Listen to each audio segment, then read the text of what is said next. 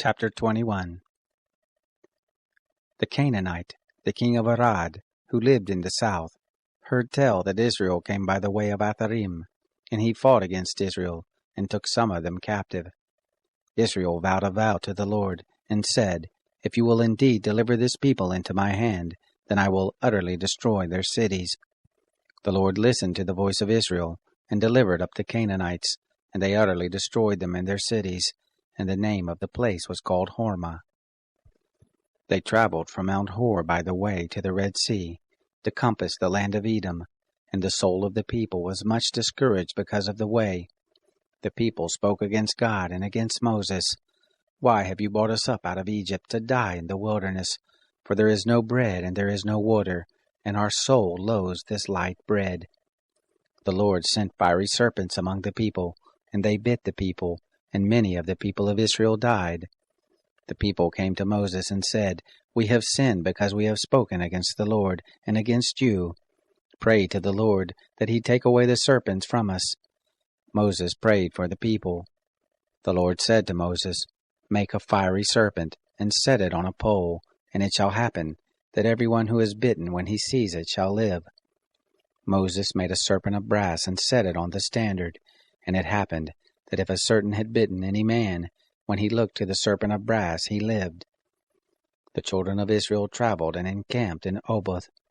They traveled from Oboth and encamped at Iye-abarim, in the wilderness which is before Moab toward the sunrise. From there they traveled and encamped in the valley of Zered. From there they traveled and encamped on the other side of the Arnon, which is in the wilderness, that comes out of the border of the Amorites, for the Arnon is the border of Moab, between Moab and the Amorites. Therefore it is said in the book of the wars of the Lord, Bahab and Suphah, the valleys of the Arnon, the slope of the valleys that inclines toward the dwelling of Ar, leans on the border of Moab. From there they traveled to Beer. That is the well of which the Lord said to Moses, Gather the people together, and I will give them water. Then sang Israel this song, Spring up, O well, sing to it, the well which the princes dug, which the nobles of the people dug, with the scepter and with their poles. From the wilderness they traveled to Mattanah, and from Mattanah to Nahaliel, and from Nahaliel to Barmoth, and from Barmoth to the valley that is in the field of Moab, to the top of Pisgah, which looks down on the desert. Israel sent messengers to Sihon, the king of the Amorites, saying, Let me pass through your land. We will not turn aside into field or into vineyard. We will not drink of the water of the wells. We will go by the king's highway until we have passed your border. Sihon would not allow Israel to pass through his border, but Sihon gathered all his people together and went out against Israel into the wilderness, and came to Jahaz, and he fought against Israel. Israel struck him with the edge of the sword, and possessed his land from the Arnon to the Jabbok, even to the children of Ammon, for the border of the children of Ammon was strong.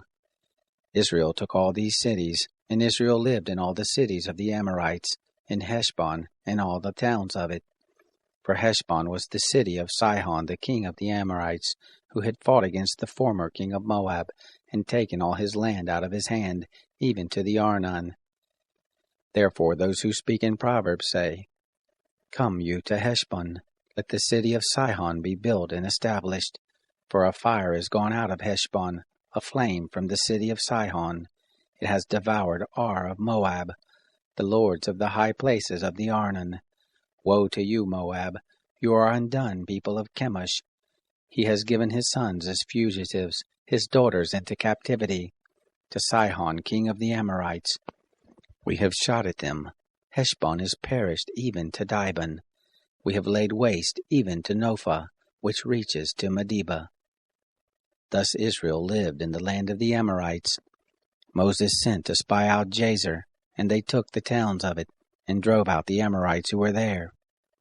They turned and went up by the way of Bashan, and Og the king of Bashan went out against them, he and all his people, to battle at Edrei.